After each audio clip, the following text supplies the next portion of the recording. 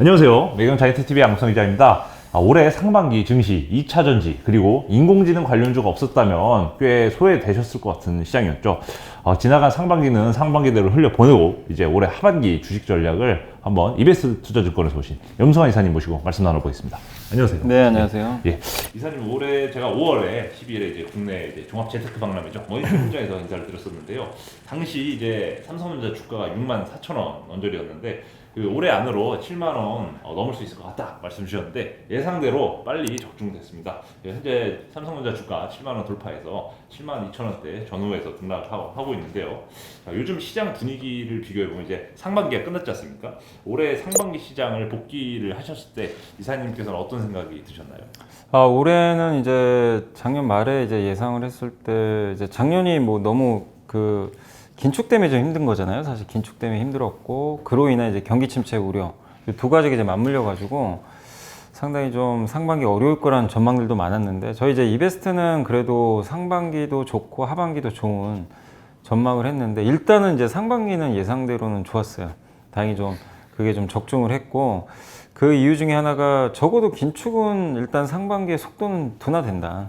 근데 이거는 이제 아시겠지만 얼마 전에 이제 연준 의장이 동결을 선언을 했잖아요. 물론 이제 금리 인상 더 하겠다는 발언들은 나오는데 일단은 작년과 비교하면 동결까지 갔다는 것만 해도 확실히 속도 자체는 느려졌기 때문에 이 자체만으로도 작년과 올해 긴축 이 스탠스 자체는 완전히 다르다.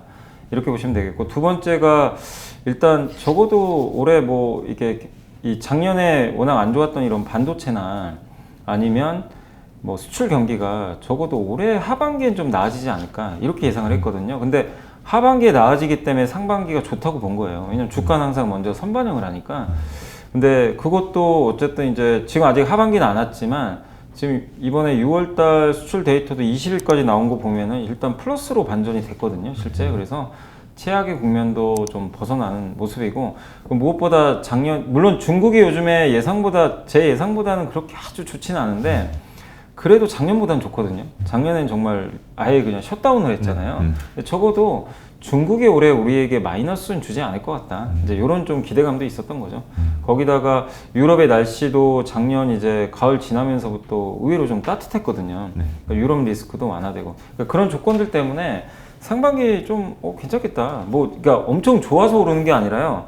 안 좋았던 것들이 더 이상 안 나빠지면서 근데 주가는 싸잖아요. 네. 근데 그런 조건 때문에 상반기는 상당히 좀 그래도 좀 회복되는 장이 나오지 않을까 했는데 다행히 좀 회복이 되는 그런 모습이 좀 나왔고 다만 좀 아쉬웠던 것 중에 하나는 그거죠. 그 어쨌든 지수 오른 건 좋은데 약간 이제 미스했던 거는 그 긴축이 좀 완전 끝날 줄 알았거든요. 상반기에. 근데 아니었어요. 지금 속도로 보면 한두 번 더 올릴 것 같고 근데 요거는 조금 이제 미스가 있었고 뭐 그 다음에 중국이 그래도 좀 부양을 좀 하면서 일단 좀 상반기부터 좀 드라이브를 걸지 않을까 싶었는데 중국이 아직도 좀 뭔가 액션을 취하진 않고 생각보다 중국 경기가 이게 회복은 되는데 뭔가 작년에 그 셧다운에 비하면은 이거 회복됐다고 볼 수 있는 건가? 실업률은 많고 위안화는 요새 또 계속 떨어지고 있어요.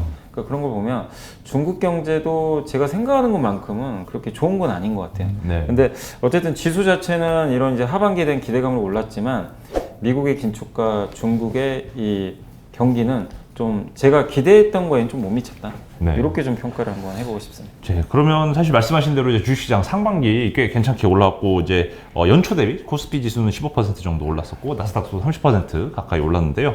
이 어떻게 보면 투자자분들은 올해 하반기 또 주식 투자를 할 때 있어서 뭐 상반기에 들고 계셨던 분들은 꽤 올라서 그래도 만족스러운 수익을 이제 보고 계실 텐데 뭐 여기 이 지점에서 하반기를 보고 주식을 추가 매수 내지는 신규 매수하기에는 또 부담감을 어느 정도 느끼실 것 같은 지점이어서 뭐 현재 뭐 낙관론으로 말하자면 한 번 더 7, 8월에 썸머 랠리가 올 수 있다라는 의견도 있고요. 또 비관론으로는 뭐 제롬 파월 연준 의장이 뭐 필요하다면 2회 연속 연내 그 기준금리 인상을 가능하다. 뭐 이렇게 가능성을 열어둔 것처럼 생각보다 긴축에 대한 압력이 좀 더 지속될 수 있고 또 어제도 그도 많이 또 오른 게 사실이다 보니까 차익 시장 매물까지도 좀 부담이 될 수도 있는 상황인데 이사님께서 올 하반기 그러면 투자 전략을 전체적으로 뭐 주식을 어떤 식으로 좀 접근하는 게 좋을지 한번 말씀 부탁드립니다. 저희 이제 이베스트는 계속 이제 얘기하는 건 뭐냐면 그러니까 상반기는 좀 많이 올랐는데 하반기도 강세장으로 봐요. 상고하고기 때문에. 그래서 저희는 한 2,800까지는 열어놓고 있고, 그래서 지금도 빠지면 비중 확대 의견 그대로 좀 드리고 있는 지금 상황이고, 일단 이제 그치만 이 상승 속도는 느릴 거예요. 왜냐면 상반기에 2,200에서 2,600 한 50까지 왔기 때문에. 근데 그만큼 하반기에 더 올라가긴 좀 쉽진 않거든요.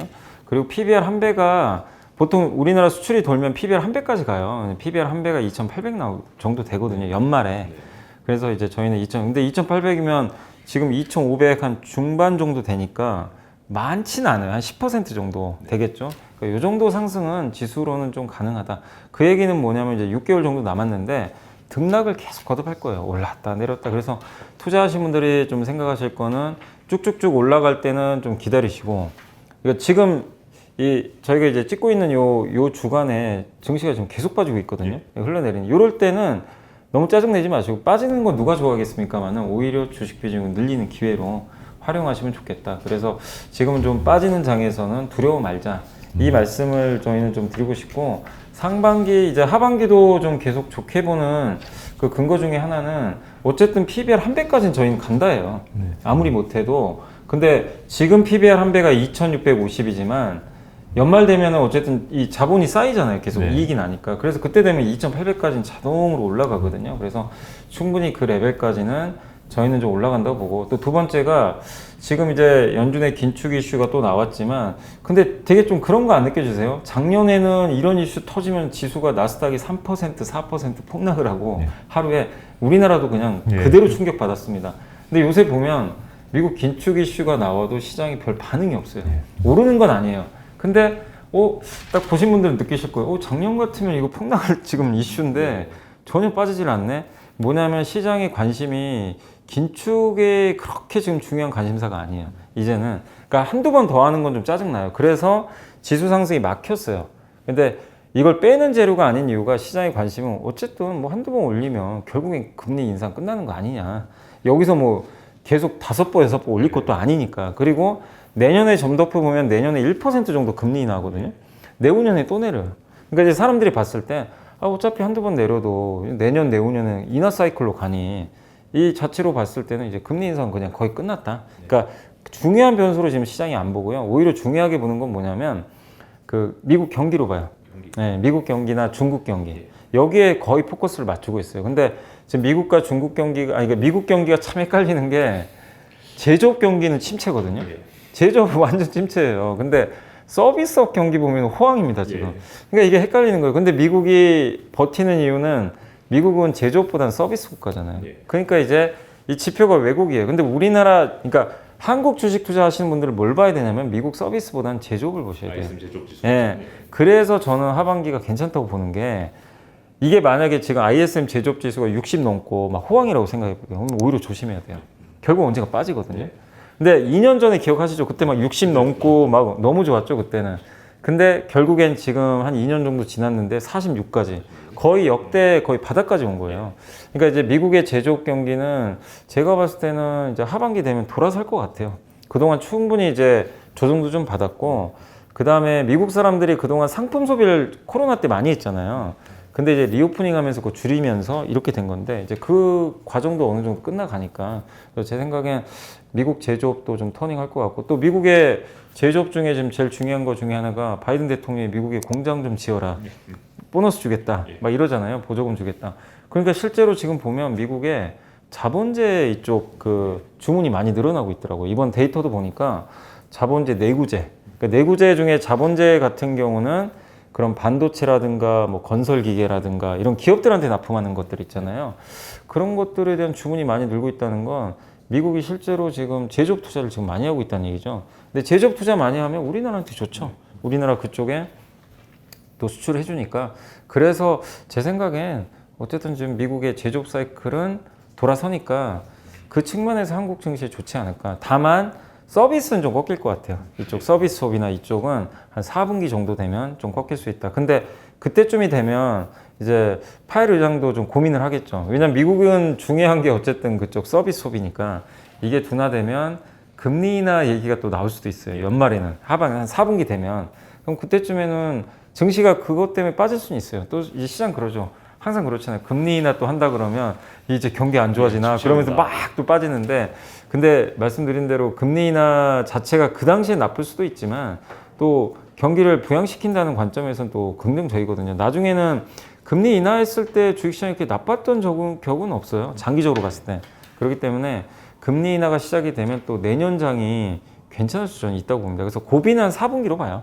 4분기 정도에 한번 흔들릴 수는 있다 하더라도 어쨌든 저희는 계단식으로 아까 말씀드린 이런 제조업이나 이런 사이클들, 또 우리나라 수출 경기가 돌아서고, 또 무엇보다 이제 반도체가 좋아지는 거는 네. 명확한데, 또 미국에서 지금 요새 AI 얘기가 계속 나오는데 한국이 수혜를 받을 수밖에 없는 건 AI 하려면 반도체, 반도체. 있어야 되니까. 우리나라가 뭐 대표 국가니까 그런 면에서 반도체가 좋아지는데 코스피가 대세하락으로 간다. 그런 경우는 제가 본 적이 없거든요. 예. 그래서 저희는 뭐 상반기보다는 조금 이제 덜 오르겠지만 어쨌든 하반기도 강세장이기 때문에 좀 이런 조정을 좀 이용해서 비중을 늘려가자. 네. 이렇게 정리를 해드리겠습니다. 뭐 전체적으로 하반기 전략도 코스피 기준으로 조정시 매수, 연말 PBR 100 기준 2,800 정도를 이제 목표 지수 정도로 잡고 지금 투자에 임하시면 된다 정도로 네. 요약해 보겠습니다. 그럼 이것도 여쭤보고 싶은데 사실 말씀하신 대로 AI 또 이제 그 AI 수혜를 입을 한국의 반도체 산업에 대한 관심도 많이 높아지는데, 문제는 이제 주가도 이제 상당히 올해 상반기 연초 대비 뭐 삼성전자라든지 아니면 실제로 엔비디아에 직접 HBM 반도체를 칩을 납품하고 있는 SK 하이닉스도 오히려 삼성전자보다 더 많이 오른 상태인데요.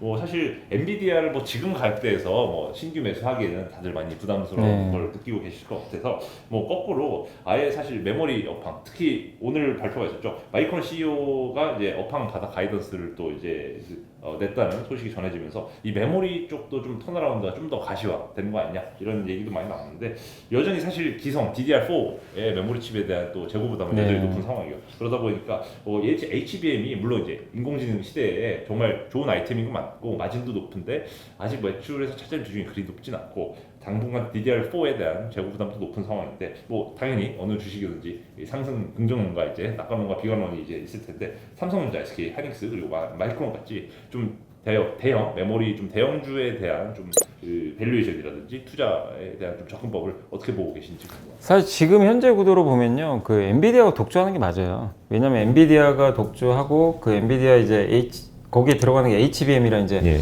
고대역폭 메모리인데, 이게 물론 들어가지만 그 원가를 보면 대부분의 원가는 다 GPU에 집중이 돼요. 그러니까 크게 낙수 효과가 떨어지긴 좀 어렵지만, 그래도 왜 HBM에 이렇게 시장이 열광을 하고 또 하이닉스 주가가 이렇게 많이 올라갔냐면, 기존의 D램 사이클에서 볼 수 없는 약간 이제 돌연변이가 나온 거예요. 그러니까 왜 이 말씀 드리냐면, D램은 사이클 타잖아요. 그리고 우리가 아는 PC, 모바일, 서버가 다 이제 옛날에 한 번씩은 빅 사이클이 있었죠. PC 처음 나왔을 때, 그리고 그 아이폰 나왔을 때, 스마트폰으로 이제 모바일 D램 한번 붐 일었고, 그 다음에 2017년 기억하시겠지만 그때 유튜브 붐이 일면서 클라우드 투자. 그래서 서버가 이제 한번 슈퍼 사이클 만들었죠. 근데 지금은 이쪽은 다 범용 제품이에요. 그렇기 때문에 이제 이 투자 사이클에 따라서 계속 사이클이 왔다 갔다 합니다. 근데 그렇기 때문에 항상 반도체는 사이클 산업이고, 항상 고퍼에 사서 고퍼에 사서 저퍼에 팔아라. 왜냐면 적자를 봤다가 또 흑자 보니까 이건데, 갑자기 근데 이제 신종 이 반도체가 나온 거예요. 근데 이거는 어디서 보지도 못했던 건데 AI에 딱 들어가게 되고, 근데 챗 GPT나 구글의 바드를 써보신 분들은 굉장히 지금 좀 열광을 하고 계시는데, 많은 기업들이 이쪽에 지금 실제로 투자를 하려고 하고 있고, 근데 어쨌든 여기에 HBM이 또 없으면 안 되거든요. 왜냐면 옆에서 그 GPU를 보조를 해줘야 되는데 고성능 메모리가 없으면 그걸 보조를 못 해줘요. 근데 이게 왜 임팩트가 있냐면 가격이 10배나 비싸더라고요. 기존 제품보다 압도적으로 비싼 거예요. 그러니까 우리가 흔히 알기로는 D램은 맨날 가격 떨어진다, 이것만 보다가 이 돌연변이 도대체 뭐냐, 왜 이렇게 가격이 높게 형성되는데 왜 열광을 하지? 근데 없어서 이마저도 못 사고, 마이크론은 준비도 안 돼 있어요. 그잖아요. 삼성도 오히려 하이닉스 뒤쳐져 있고.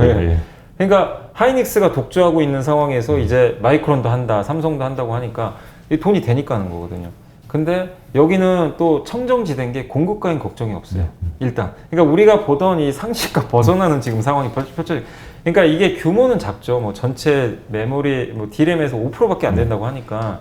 근데 시장은 일단은 뭔가 이거에 지금 열광을 하기 시작했다. 그러니까 반도체에서 2차 전지의 향기가 보이는 거예요. 아시겠지만 2차 전지는 사이클이 없다고 예. 다들 그러잖아요. 예. 근데 HBM만큼은 사이클이 없는 거예요. 예. 그러니까 이제 여기에 높은 밸류를 이제 주기 시작하는 겁니다. 그러니까 시장은 항상 그런 것 같아요. 뭔가 새로운 거에 열광을 하는데 이제 여기서 중요한 건 뭐냐면 이게 지속돼야 돼요. 제일 걱정되는 건 이거예요. 갑자기 챗GPT 안 해버리면 어떡할까? 이제 이러면 메타버스 되는 거예요. 옛날 기억하시겠죠? 갑자기 예, 그렇죠. 예. 예. 근데 돌아간다. 이게 저는 그렇게까지는 안 되고 어쨌든 된다고 생각하거든요. 메타버스는 확실히 결이 좀 다르니까. 그래서 이 챗 GPT나 바들 또 8월 달에 네이버에 하이퍼 글로바 나오고 예, 예. 하니까 전 세계 많은 기업들이 이쪽에 투자하니까 결국에 저는 이거는 이제 과거 메타버스랑 좀 다르게 지속되지 않을까. 그래서 좀 확실한 실체가 있기 때문에 높은 밸류를 이제 좀 받아도 된다라고 좀 보고 있고 또 한 가지 제가 기대하는 거는 이건 엔비디아한테는 악재인데요. 우리 한국한테 호재입니다. 뭐냐면 마이크로소프트나 구글이나 이제 많은 기업들이 어쩔 수 없이 엔비디아 거 써야 돼요. 방법이 없잖아요. 그렇죠. 근데 AMD가 만들어요. 네. 갑자기 뭐 인텔이 만들 수도 있겠죠. 근데 AMD가 좀 가장 유력한 경쟁자고 만든다고 했죠. 네. 예. 근데 아직은 좀 성능이 이제 아직은 이제 검증이 좀 안 되다 보니까 엔비디아 거만 쓰는데 거기서 뭐라고 했냐면 우리는 GPU 개수를 좀 줄이고 메모리를 많이 넣겠다. 이 얘기를 했어요. 예. 그럼 가격이 떨어져요. 예. 근데 이건 마이크로소프트가 원하는 거예요. 원하는 여기 그 챗 GPT 운영하는 회사는 당연히 반도체가 싸면 좋거든요. 같은 성능이면. 그렇죠. 근데 엔비디아의 저 독재를 그냥 가만히 그냥 눈 감고 보고만 있어야 돼요. 얼마나 짜증나겠어요. 근데 안 해줄 수도 없고. 예. 달라는 대로 주는데 옆에 AMD가 딱 와가지고 우리 거 쓰십시오. 가격도 싸게 해드리겠습니다. 저희는 이러이러한 장점이 있습니다. 둘이 싸워요. 그럼 누가 수혜받아요? 뭐 우리 한국 메모리 메모리 반도체는 그러니까 결론이 이거 아무나 이겨라. 아무나 이겨. 아무나 이겨라 이 전략이 예. 나올 수도 있는 거예요. 그래서 저는 AMD가 잘했으면 좋겠어요. AMD가 잘하면 우리 한국의 메모리한테 더 많은 기회가 오거든요. 그러면 이 엔비디아보다 한국의 메모리 업체들의 이제 몸값이 좀, 그러니까 물론 엔비디아는 이미 올랐는데 이 상황이 펼쳐지게 되면 메모리 우리나라 업체들하고 AMD 몸값이 올라가겠죠. 그런 현상이 좀 나올 수도 있거든요. 그래서 저는 개인적으로 그런 일이 펼쳐지면 한 번 더 밸류가 업될 수도 있다. 네, 그래서 한번 AMD도 잘 보시면 좋을 것 같아요. 이 AMD. 우리나라 지금 메모리 투자하신 분들은. 네, 그리고 이건 엔비디아 투자하신 분들도 이걸 기분 나쁘게 들으시면 안 되는 게 어느 기업이든요 경쟁을 다 받아요. 근데 엔비디아 그걸 이겨내면 이건 진짜 넘사벽 회사가 되는 거고 못 이겨내면 주가 부러질 수도 있어요. 그래서 엔비디아 주주분들도 AMD CEO의 발언이라든가 어떤 로드맵을 갖고 있는지 잘 체크하셔야 돼요. 왜 그러냐면 주가가 어마어마하게 올랐거든요. 여기서 뭔가 경쟁이 심화되면 주가는 순식간에 또 빠지는 경우도 우리 많이 봤잖아요. 그래서 긴장하시면서 너무 이 파티에 도취되지 마시고 엔비디아 주주분들도 이 경쟁자의 진입이 나오는지 그걸 꼭 하반기에 잘 체크를 하셔야 되겠습니다. 뭐 기왕 엔비디아 말씀하신 게 좀 이 뉴스성 이슈긴 한데요. 또 중국 정부에 대한 또 엔비디아의 네. 칩 판매를 또 미국 정부가 좀 막을 수 있는 그런 보도가 나오면서 사실 촬영일 기준으로 이제 6월 28일자 현지 시장에서 엔비디아 주가가 사실 어떻게 보면 부러지는 줄 알았는데 생각보다 견조하게 네. 1.1% 마이너스 1%대로 잘 막아가지고 이 오늘 뉴스에 대해서 오늘 사실 여의도의 분위기랄까 좀 증권가에서는 좀 어떻게 보고 계시나요? 엔비디아의 뭐 이런 뉴스에 대해서.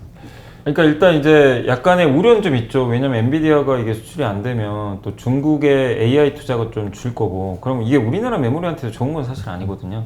그래서 연쇄작용이 있어서 좀 안 좋지 않을까 이렇게 우려했는데 생각보다 반도체는 영향이 사실 거의 없었고요. 우리나라 반도체가 오히려 올라버렸죠, 주가가. 그리고 작년 9월에 이 이슈가 처음 한번 있었잖아요. 그때 엔비디아는 되게 안 좋았죠, 당시에. 근데 한번 그때 합승 효과도 있었고, 그리고 그때는 사실은 이런 챗 GPT라는 무기가 없었어요. 그러니까 그 상태에서 엔비디아가 또 중국 비중이 낮은 것도 아니잖아요. 그러니까 이제 주요 또 시장 하나 잃어버리면 어떡하나 그런 우려감이 있었는데 지금 엔비디아가 일단 버티는 이유는 중국 규제가 좀 있다 하더라도 어쨌든 지금 시장이 바라보는 거는 챗 GPT거든요. 생성형 AI에 들어가는 GPU이기 때문에 그게 뭐 지금 중국에 들어가는 건 아니잖아요, 사실.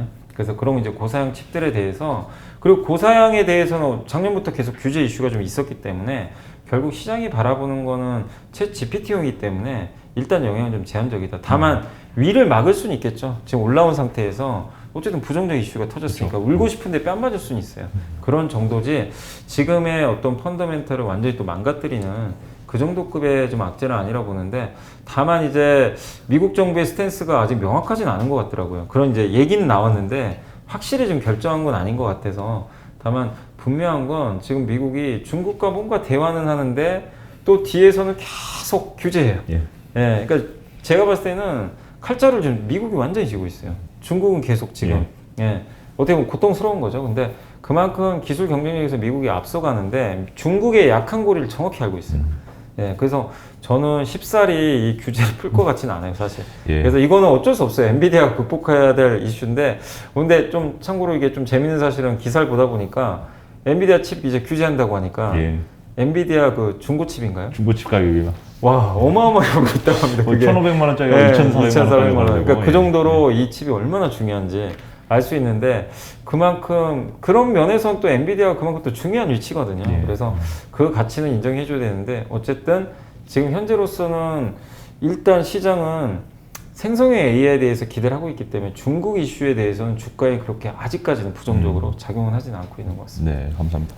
사실 HBM 밸류체인 또 국내 관련주들이 좀 더 있는 걸로 알고 있는데요. 뭐 정리하셨다시피 이제 한미 반도체라든지 이오테크닉스, 인텍플러스, 그리고 파크 시스템스, PSK 홀딩스 이 정도로 종목을 소개를 해주셨는데 이런 중소형주에 대한 좀 접근법은 어떻게 보고 계신가요? 아, 이게 제가 이제 HBM을 한 지가 한두 달 전에 그때 이제 왜냐면 제가 이제 어차피 이제 생성형 AI에서 HBM이 그때 막 얘기 나올 때였어요. 막 하이닉스도 움직이고. 근데 여기 밸류체인들 한번 어차피 제일 중요한 후공정이거든요, 이게 다. 그래서 야, 지금 반도체 이쪽 후공정 쪽도 한번 공부를 해놓으면 괜찮겠다. 근데 그때는 주가가 사실 그렇게 많이 오를 때는 아니었어요. 공부해서 이제 콘텐츠 올릴 때만 해도 주가는 거의 큰 변동들이 없었는데 일단 저도 이제 공부를 이 영상을 이제 자료를 만들기 위해서 공부를 하면서 느꼈던 게 저는 이제 그때 딱 그 공부를 하고 나서 느꼈던 게 야, 이 시장 되겠다. 딱 그걸 일단 공부는 됐어요. 아, 이거 될 수밖에 없겠구나. 이게 마이크로소프트하고 구글이 이 사업 접지만 않는다면 될 수밖에 없고 핵심은 후공정이에요. 왜냐하면 하이닉스나 삼성전자가 이 칩을 만들었지만 결국에 이 만든 칩을 가지고 어떻게 적층하냐에 따라서 이게 성능이 결정되는 거거든요. 근데 그러려면 장비가 들어가야 되잖아요. 장비부터 해가지고 그래서 가장 대표적인 게 한미 반도체가 이제 본딩 장비라 그래가지고 이 칩하고 요 기판 같은 거 서로 연결해 주는 거죠. 어떻게 보면 그런 본딩 장비도 있고 이오테크닉스는 일단 거기에 들어가는 뭐 그 여러 가지 이제 뭐 레이저 뭐 그루빙이라고 하는데 이렇게 홈파 가지고요 여기다 길을 내 가지고 이제 그 패키징을 좀 하는 그런 레이저 장비가 또 있어요. 그런 장비도 좀 들어가고 인텍플러스 같은 경우는 검사 장비 이 기판과 이 범프라고 하는데 이게 뭐냐면 이제 반도체하고 기판 연결할 때 동그란 범프로 이걸 붙여요. 그 붙일 때 그 범프 같은 걸 이제 또 검사해 줘야 됩니다. 검사도 하고 또 이 회사 같은 PCB 쪽도 검사를 해줘요. 또 그 밑에 또 붙어 있어요. MLB란 기판이 또 그러니까 되게 복잡한데 정말.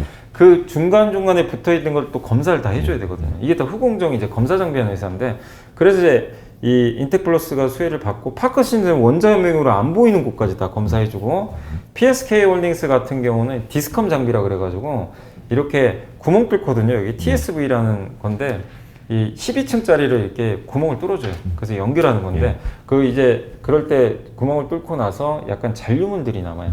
그런 거 없애주는 장비인데 그래서 저도 공부하면서 이게 배웠던 거거든요. 근데 아 적어도 이 시장이 이제 커지는데 이 기업들은 좀 수혜를 받지 않겠냐 해서 이제 그때 한번 영상을 올렸는데 공교롭게 요즘에 갑자기 사실 HBM 붐이 일어가지고 주가들이 지금 막 미친 듯이 올라가는 거예요. 예, 연간 60% 이상 최소 이들 종목도 다 올랐습니다. PSK 홀딩스가 뭐 2배 올라버렸고 저도 그래서 진짜 보고 깜짝 놀라버렸어요. 저도 그 정도까지는 생각을 안 하고 있었는데 그래서 공부한 보람은 좀 있긴 있었는데 다만 지금은 이제 좀 걱정되는 건 뭐냐면 너무 이걸 또 급하게 반영하니까 막 올라가요. 근데 항상 아시겠지만 저는 내년까지는 좋게 봐요. 사이클은 된다. 다만 중간중간 이렇게 오르면요 한 번에 꼭 이상하게 조정은 좀 나오니까 지금 신규로 접근하신 분들은 이 방송 보시고 저는 투자는 안 하셨으면 좋겠고 보유하신 분들은 굳이 이걸 팔 이유는 있나 왜냐면 사이클 이제 시작이잖아요. 사이클 초입이니까 보유하신 분들은 좀 기분 좋은 마음으로 그냥 계속 좀 보유하시면 좋겠고 다만 좀 놓쳐셨던 분들은 한번 공부는 하셔야 돼요. 이게 왜 좋은지를 본인이 알고 투자하는 거랑요 모르고 투자 진짜 그렇죠. 천지 차이입니다. 그래서 HBM이 뭐고 왜 이 업체들이 수혜를 받는지를 한번 자기가 이해한 다음에 그 이해가 됐으면 조정장을 좀 기다려 보세요. 그래서 어느 정도 좀 주가 조정이 나올 때 그때 편입을 하면 또 내년까지 또 볼 수도 있는 거니까. 그래서 HBM은 저는 이제 좀 시작은 했다. 예. 다만 주가가 조금 최근에 좀 빨리 오는 거는 있기 때문에 단기적으로는 조금 조심은 하자. 네. 그렇게 말씀드리겠습니다. 사실 또 단기에 주가가 급등한 종목 찾다 보면 사실 올해 상반기 이제 온 국민을 이제 핫하게 만들었던 건 한국에서는 아무래도 에코프로가 아니었나 네. 싶고요. 미국에서는 현재 엔비디아가 그런 역할을 하고 있는데 또 최근에 사실 이 AI가 주목받으면서 한국에서는 유독 또 이 AI랑 또 사실 생성형 AI랑 직접적인 관련은 없지만 AI로 인해서 어떻게 보면 실질적인 매출 아니면 실적 성장이 기대된다는 이유만으로 AI 의료기기 회사인 사실 루닛, 뷰노 사실 저 리포트 좀 보니까 실제로 실적 전망이 되게 괜찮게 네. 나오고 있고 증권가에서도 많이 긍정적으로 평가를 해주고 계시는데요. 문제는 이제 올해 루닛과 뷰노 이 두 종목이 어쨌든 5배 정도나 뛰었더라고요. 그러다 보니까 뭐 이게 제2의 에코프로처럼 너무 급등 자체는 빨리 했다 보니까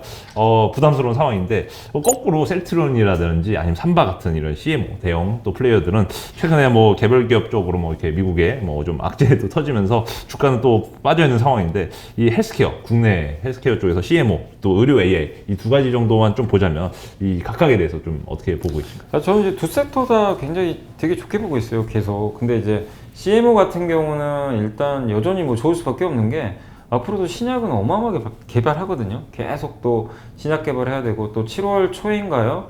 그 레캠비라고 알츠하이머 치료제, 그게 이제 FDA 승인이 최종 결론이 나요.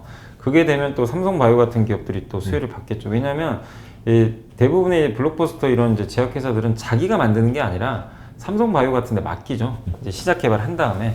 그래서 이 수요는 꾸준하게 좀 늘어날 수밖에 없고 또 전 세계가 이제 고령화되잖아요. 그래서 뭐 삼성바이오로직스가 단점은 이게 싸진 않잖아요. 밸류가 굉장히 높은 편인데 근데 그만한 대접을 받을 수밖에 없는 게 전 세계 CMO 1위잖아요. 예. 어쨌든 1위고 이게 수요가 준다면야 밸류가 떨어져야 돼요. 근데 계속 수요는 증가하니까 그런 면에서 저는 충분히 인정받아야 된다. 다만 이 무거워요. 예. 최근에 또 이슈가 없고 네. 그래서 삼성바이오가 오른다 이거보다도 좀 저는 그냥 지금 정도 레벨을 유지하면서 모멘텀을 기다리는 구간 아닌가 이렇게 좀 보고 있고 셀트리온은 좀 안타까운 게 뭐냐면은 일단 잘하고는 있거든요 되게. 그러니까 바이오시밀러 세계 1등이잖아요 어떻게 보면 1등이고 개척자고 점유율도 많이 올려놨고 돈도 잘 벌고 영업이익률이 뭐 40, 50% 나오니까 굉장히 고마진의 이익을 내고 있는데 다만 이제 참 이게 어려운 게 뭐냐면 일단 이제 이번에 그 휴미라 바이오시밀러가 어쨌든 미국에서 승인을 받았거든요. 그래서 한 7개, 8개 회사랑 이제 경쟁을 해야 돼요. 근데 여기서 이제 사람들의 우려는 이거죠. 아니, 의사들이 셀트리온 거 쓸까? 이제 여기에 대한 이제 약간의 뭐 기대도 있고 의문부호도 좀 있는 것 같은데 좀 걱정됐던 건 그거예요. 얼마 전에 한 경쟁 회사가 신약 대비해서 약가를 85% 후려치고 있거든요. 그거 아마 뉴스 보셨을 거예요. 그러니까 이렇게 후려치니까 이거 그럼 영업하기가 너무 어렵잖아요. 한쪽은 이렇게 낮추는데 그럼 이거 도대체 셀트리온은 얼마까지 낮춰야 되는 건지 또 그렇다고 너무 낮추면 돈도 못 벌 거고 여기에 대한 우려가 또 하나 있고 또 한 가지가 그거죠. 그 이번에 그 미국의 사봉을 운영하는 PBM이라는 이제 제도가 있죠. 이제 거기서 약가를 관리하는데 거기서 사보험을 통제하고 이 사보험 회사가 이제 약을 등재시켜 가지고 그 다음에 이제 의사들이 처방할 수 있게 굉장히 막강한 권한을 갖고 있죠. 근데 여기서 한 3개의 그 PBM이 있는데 그 중에 하나가 올해 딱 3개 업체를 휴미라 바이오시밀러 보험 등재시키겠다 했는데 거기 셀트리온이 안 들어가 있는 거예요. 그러니까 이제 그날 주가 폭락해 버렸잖아요. 갑자기. 근데 알고 봤더니 그건 사보험이고 공보험이 따로 있어요. 공보험은 될 가능성도 있는데 그러니까 이제 온갖 노이즈만 나오는 거예요. 그러니까 이제 승인 받고 출시를 앞두고 있는데 좋은 뉴스가 나와야 되는데 자꾸만 좀 부정적인 뉴스들이 나오다 보니까 투자 심리도 안 좋은데 다만 저는 너무 여기서 부정적으로 보실 필요 없는 게 아니 이거 휴미라 바이오시밀러 승인 받았다고 그 기대감으로 올라간 것도 별로 없거든요. 사실 주가 별로 오른 것도 없어요. 그래서 저는 뭐 별로 오른 것도 없기 때문에 지금 아직 해본 것도 아니고 그래서 우리가 너무 섣불리 판단을 하지 말자. 그래서 지금은 좀 기다려보자. 너무 부정적으로 볼 필요까지는 없고 그리고 설사 이게 좀 안 될 수도 있어요. 뭐 그건 우리가 어떻게 할 수 없는 건데 잘 되길 바라는데 가장 중요한 건 지금 나머지 2개 PBM 보험사가 있으니까 여기에 들어가면 돼요. 근데 그게 이제 이거는 영업을 좀 잘해야 되겠죠. 이건 셀트리온의 능력 같아요. 그래서 그걸 좀 하나라도 좀 등재될 수 있게 해주시면 좋을 거. 그러면 주가는 저는 좀 어느 정도 또 올라온다 보고, 또 한 가지 저는 게임 체인저로 보고 있는 것 중에 하나가, 사실 이걸 저는 더 기대하거든요. 그 렘시마 SC라고. 렘시마가 이제 면역 질환 치료제인데, 기존의 제품은 어찌됐건 간에 내가 병원 가가지고 맞고 와야 되잖아요. 고통스럽고. 근데 집에서 맞는 거잖아요. 자기가 피하 주사로. 그래서 굉장히 간편하기도 하고. 근데 이게 오히려 효능도 더 좋다는 얘기도 있더라고요. 그래서 유럽에서는 되게 좀 잘 나가거든요. 근데 이제 미국에서 10월이나 11월에 승인이 예정돼 있는 것 같아요. 이게 되면 휴미라랑 한번 맞짱 뜰 수도 있거든요. 예, 어쨌든 이제 같은 이 면역 질환 치료제니까. 그래서 저는 보면 휴미라, 모르겠어요. 휴미라 이길지 모르지만 이 렘시마 SC가 어쨌든 미국에서 승인만 받아주면 좀 좋은 또 게임 체인저가 되지 않을까. 그러니까 하나의 셀트리온 무기가 생기는 거예요. 그래서 저는 그걸 좀 더 기대하고 있습니다. 네. 그래서 좀 그때까지는 뭐 저도 사실 결과 모르니까 말씀드리긴 조심스럽지만 이 상황에서 너무 그냥 부정적으로 보지 말자, 셀트리온.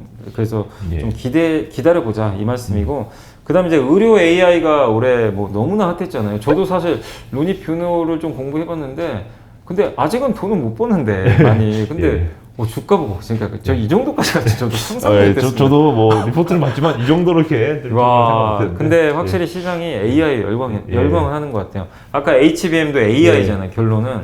근데 여기도 AI가, 근데 저는 AI 시대가 온다고 볼 수밖에 없는 게, 왜냐면 인구가 줄거든요.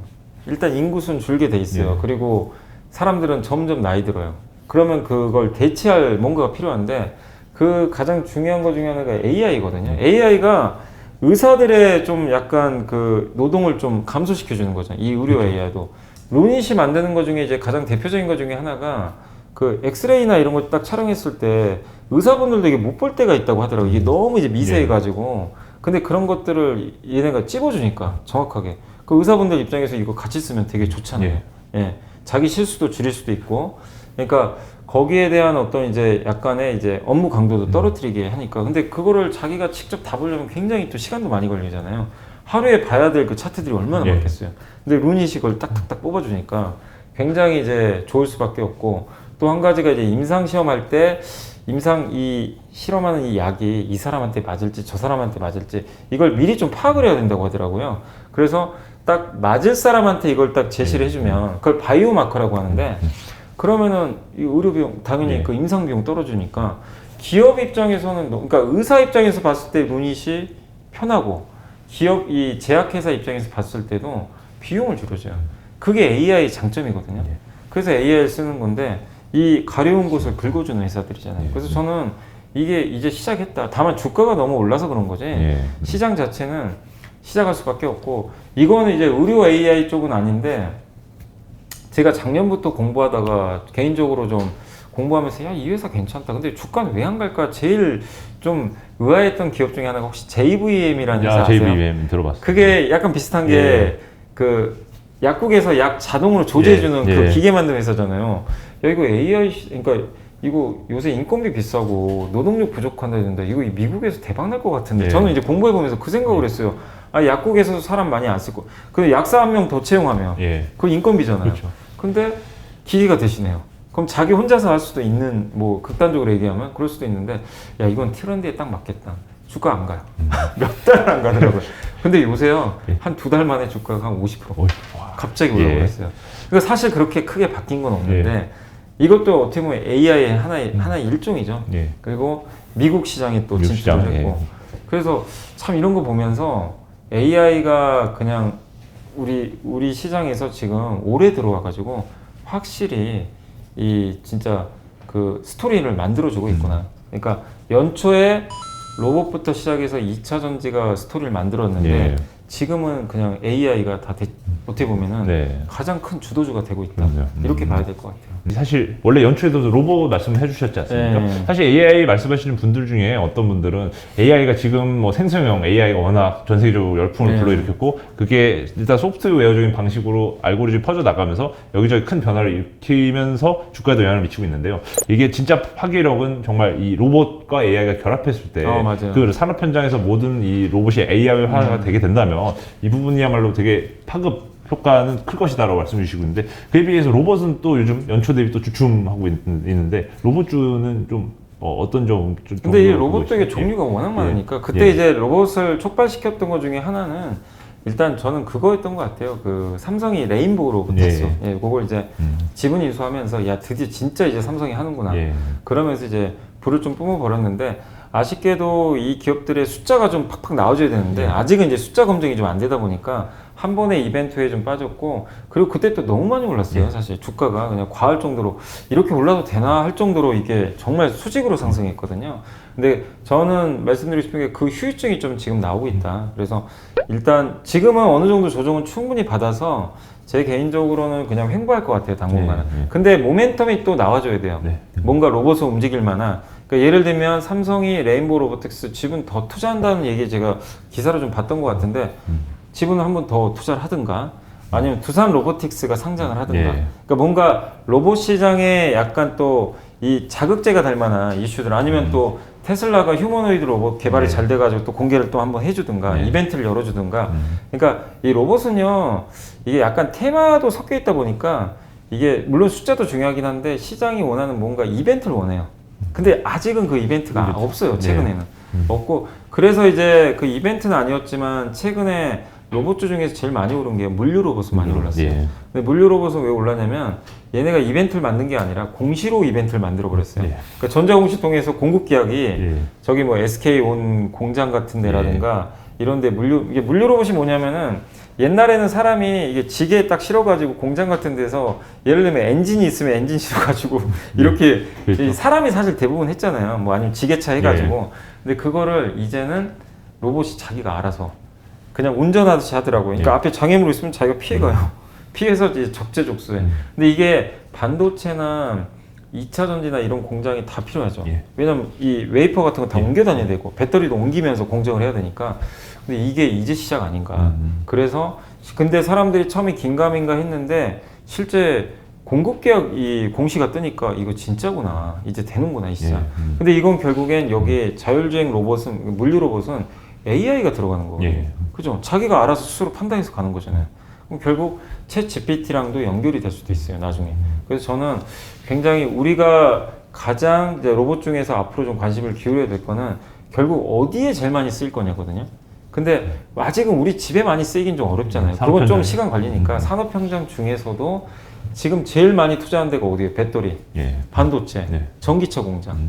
이 세 개에 골고루 들어갈 수 있는 게 바로 물류 네. 로봇이거든요. 거기에 맞아떨어지는 것 같아요. 그렇군요. 또 미국의 리쇼링과 리쇼링. 정책 이슈까지. 예.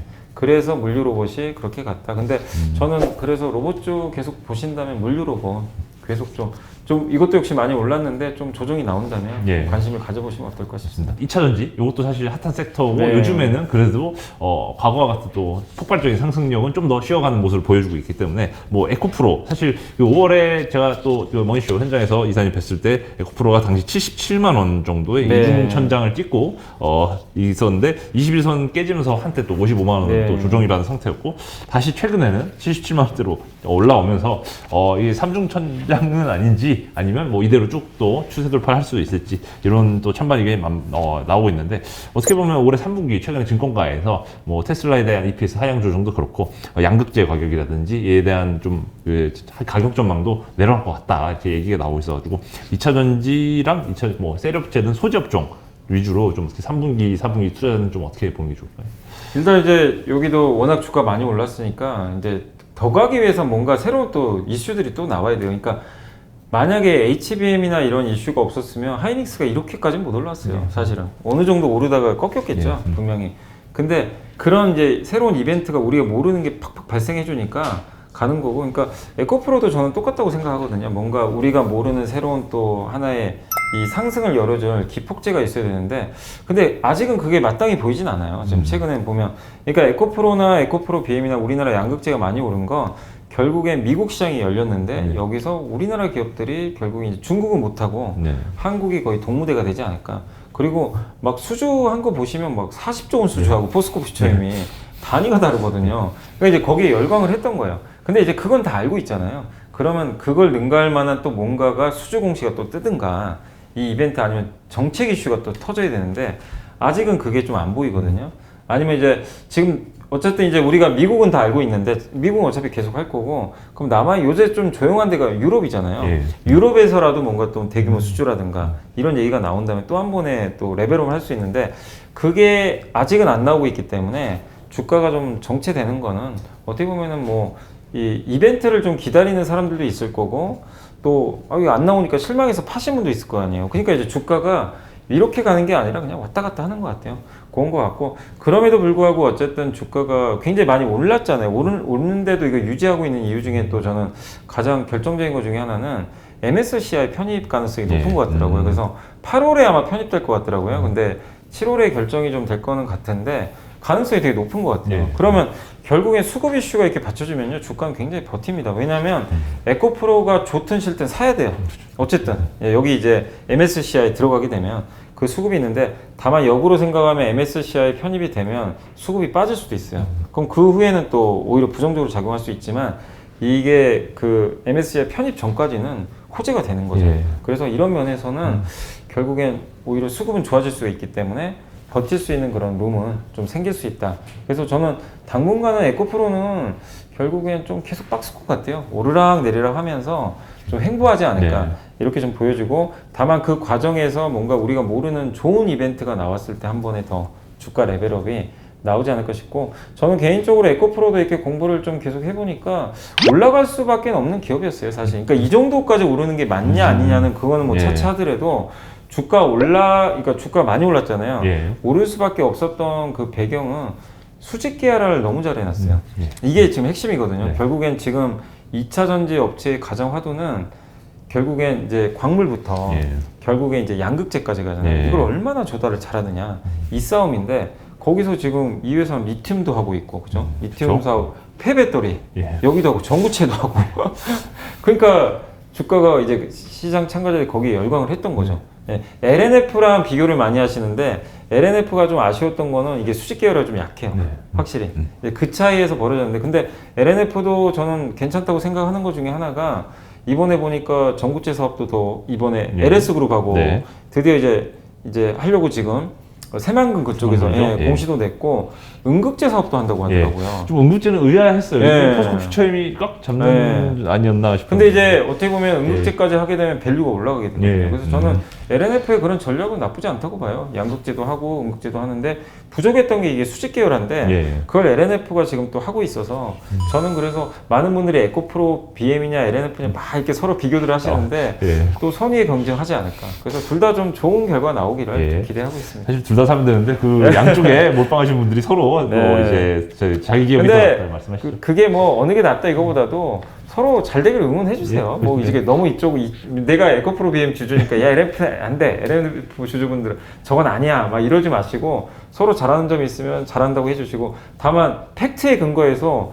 야 저건 이것 때문에 안 될 것 같아. 그러면 그것도 합리적으로 비판해 주시고 그게 결국 좀 투자자가 발전하는 길이 아닌가라고 생각합니다. 사실 어떻게 보면 밸류에이션만 측면 보자면 2차 전지로 그래도 섹터로 묶을 수 있는 기업 중에 철강 주이긴 하죠. 이제 포스코 홀딩스가 밸류에이션상 그냥 껍데기 표면적인 이제 뭐 지표, PER이든지 PBR만 보면 또 제일 싼 게 맞고 수직 계열화 측면에서도 포스코 그룹이 뭐 포스코 퓨처임과 함께 뭐 종합적으로 잘 하고 있어서 포스코 그룹에 대한 뭐 2차 전지 뭐 이쪽으로 좀 바라보면 어떻게 보시나요? 포스코 홀딩스도 저는 이제 개인적으로 밸류가 가장 싸요. 제일 싸잖아요. 이 중에서는 리튬 관련 중에서는 이 PBR이 뭐 아직도 0.500밖에 안 되니까 싼 편인데 다만 이제 본업이 철강이다 보니까 그건 어쩔 수가 없어요. 할인 받아야 되는데 다만 이제 여기에 리튬 밸류를 얼마나 줄 거냐 이게 좀 관건인 것 같아요. 근데 이제 리튬은 올해 이제 하반기부터 뭐 호주의 필바라 광산인가요? 거기서 이제 조달을 해가지고 드디어 생산에 들어가는데 본격 양산은 내년으로 알고 있어요. 그러니까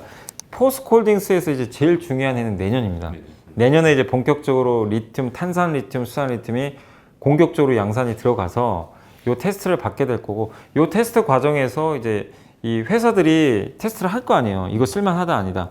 요게 합격 판정 이제 제대로만 받아준다면 포스코의 밸류는 당연히 올라가겠죠.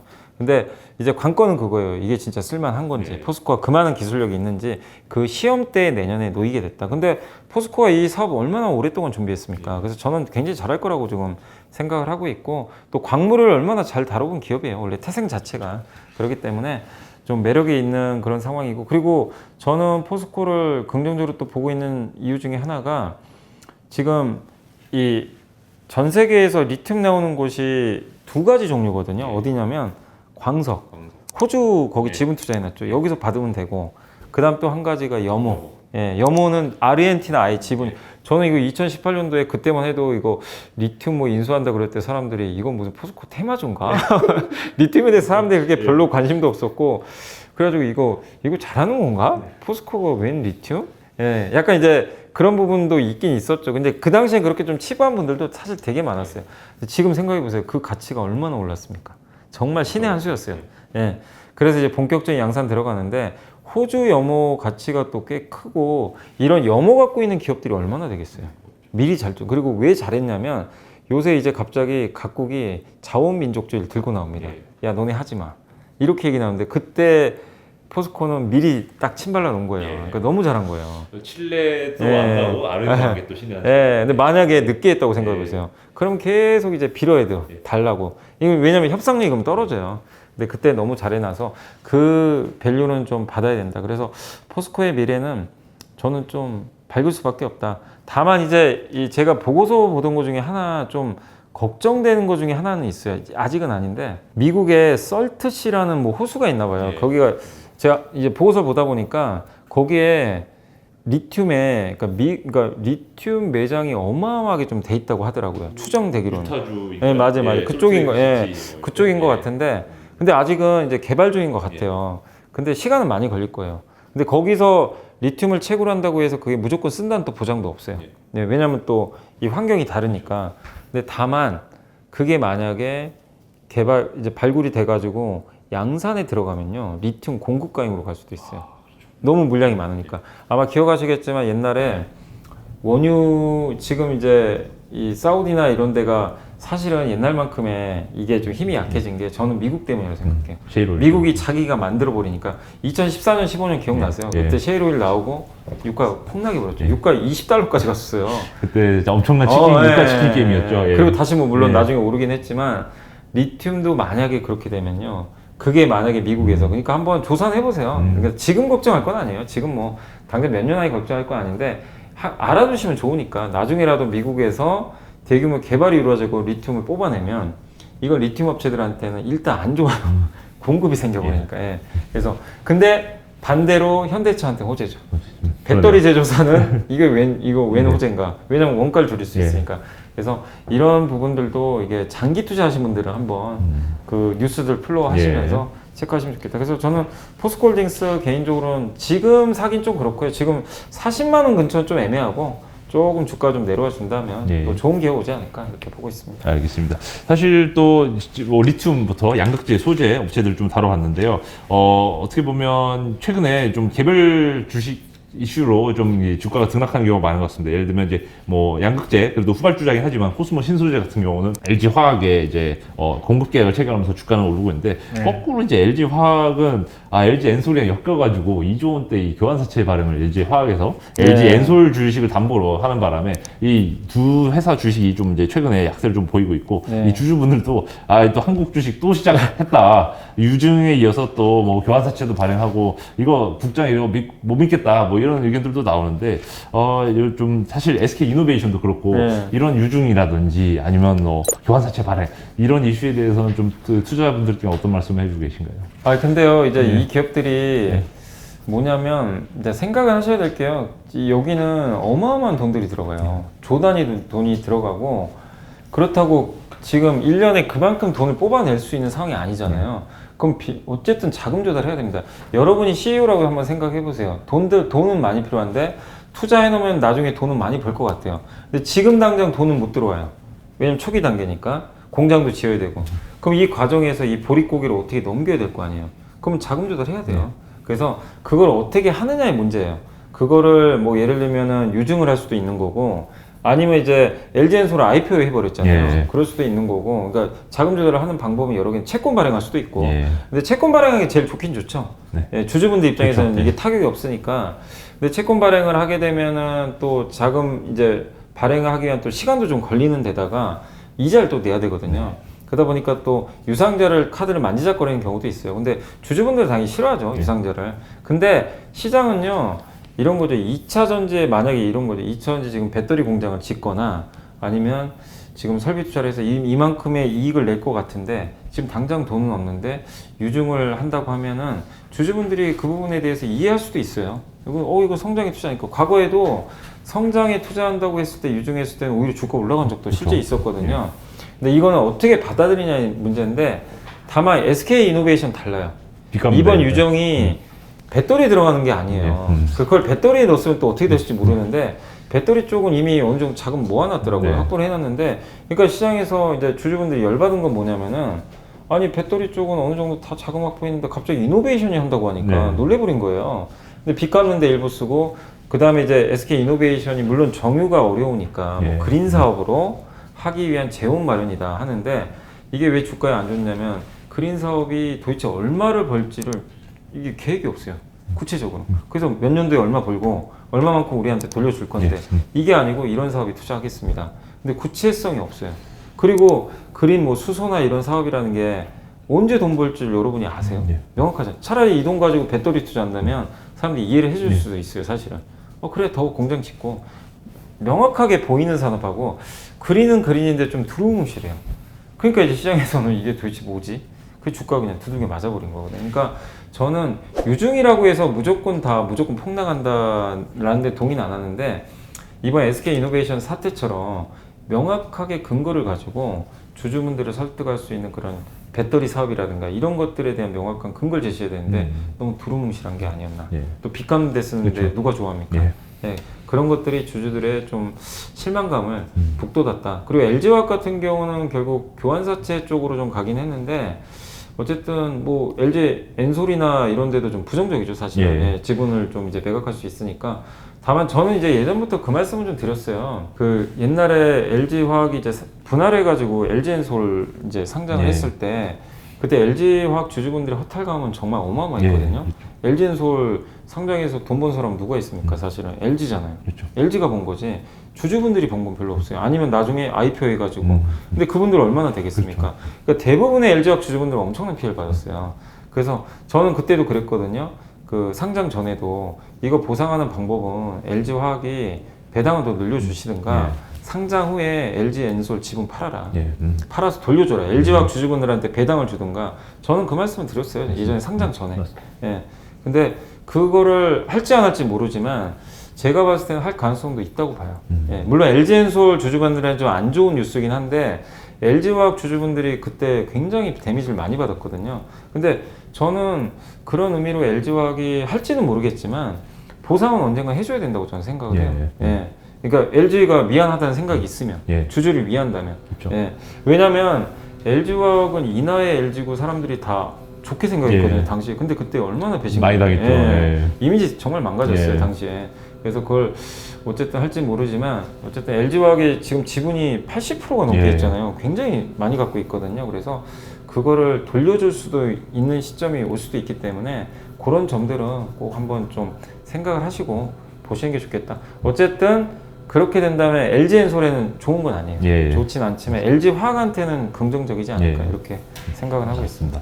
사실 또 방금 저희가 또 SK 이노베이션 유상증자도 좀 한번 다뤄주셨는데요. 사실 최근 대규모 유상증자로 또 주주분들 눈에서 피눈물 나게 한 기업이 있죠. CGV는 최근에 5,700억 규모의 유상증자, 주주배정 유상증자를 발표했고, 이게 또 4,500억 원 정도의 자금을 또 CJ가 보유한 CJ 올리브네트웍스 지분 전량을 현물 출자로 발표를 하면서 이 소액주주 부담에 비해서 이 대주주인 CJ가 너무 이 날로 이 자금 조달을 이제 CGV에 지원을 해주는 게 아니냐 이런 지적이 있었는데, 최근에 사실 CJ 그룹이 뭐 스튜디오 들어가서 횡령 사태도 벌어지는 등 악재가 많습니다. 그러다 보니까 뭐 사실 뭐 CJ 그룹주에 대한 이 저가 매수 역발상을 과감히 투자하시는 분들도 있을 것 같은데, CJ 그룹에 대한 좀 평가, 그리고 평소에도 이런 유증이라든지 코스닥에 전환사채 찍는 이런 회사들 많지 않습니까? 이런 종목들을 좀 어떻게 걸러내는 거나 아니면 투자를 하더라도 어떻게 좀 운영을 해야 될지 궁금합니다. 그러니까 유상자 전환사채가 이게 근본적으로는 어차피 합법적인 거기 때문에, 그리고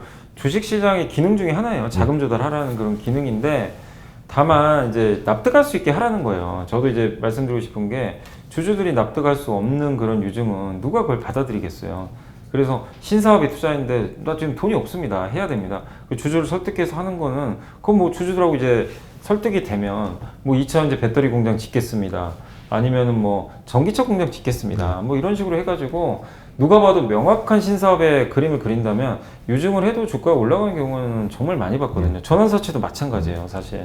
근데 이런 식의 유증은 욕만 먹죠, 사실. 욕 먹고 그 다음에 지금 CJ, CGV가 사실은 좀 굉장히 안 좋은 상황이잖아요. 그러니까 저는 옛날부터도 CGV 이제 재물을 보면 이제 너무 걱정이 많이 됐어요, 사실은. 아니, 순차익금이 너무 많은 거예요. 근데 본업이 돈이라도 벌면 저는 아, 이거 언젠가 갚을 수 있겠구나 했는데 매년 적자잖아요. 돈도 잘 안 벌죠. 네, 거기다가 미래도 잘 안 보여요. 왜냐하면 사람들이 영화관 지금 잘 안 가거든요.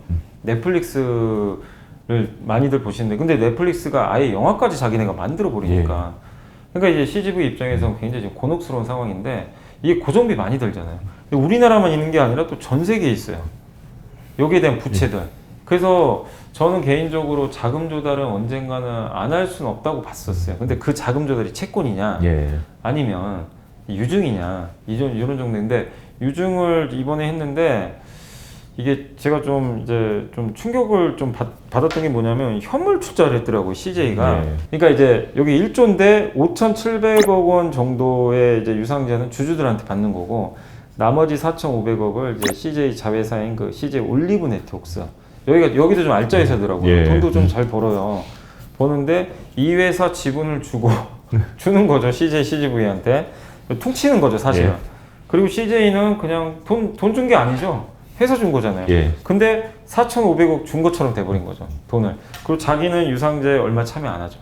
실제 돈은. 그러니까 이걸 보면 주주들이 분노할 수밖에 없는 게, 실제 아니 CJ그룹이 이렇게 지금 안 좋아지고 이런 상황에서 이 결국 주주들 돈 대서 지금 희생하라는 거 아니냐, 이렇게 비춰지는 거예요. 지금 CGV 망가지고 있는 이 난파선을 주주들이, 그러니까 CJ가 앞장서 가지고 선장 역할을 해가지고 돈도 많이 넣어서 자기가 이 솔선수범해서 유증을 많이 해주고, 그리고 나서 이 주주분들, 그러니까 어떻게 보면은 그런 순서가 좀 맞는 것 같은데, 지금 분위기는요 소액주주만 피해를 보게 생긴 거예요, 어떻게 보면. 이걸 유상자에서 주가도 지금 어마어마하게 빠져버렸잖아요.